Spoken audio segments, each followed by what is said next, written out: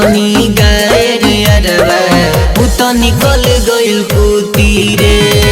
जौना के बुझनी गाय रे अरवा उ तो निकल गइल कुती रे।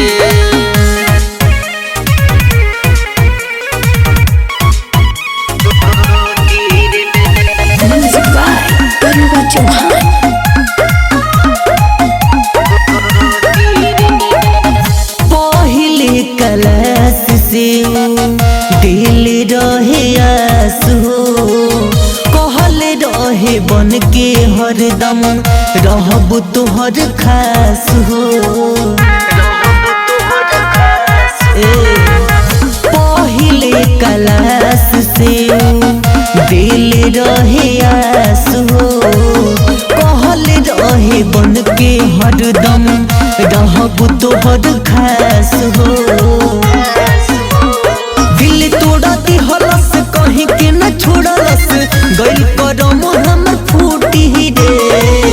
जान के बुझनी गाय रे अरवा उ तो निकल गइल कुती रे। जान के बुझनी गाय रे अरवा उ तो निकल गइल कुती रे।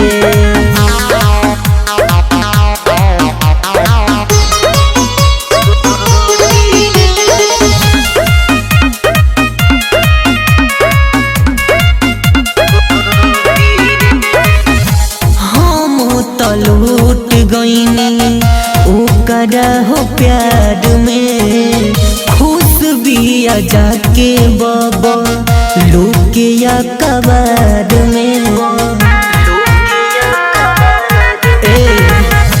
हम तो लूट गईनी ओकरा हो प्यार में खुश बिया जाके बाबा लोके या कबार में।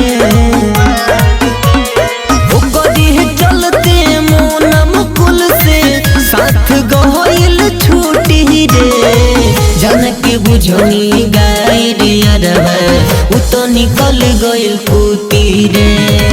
जान के बुझनी गाय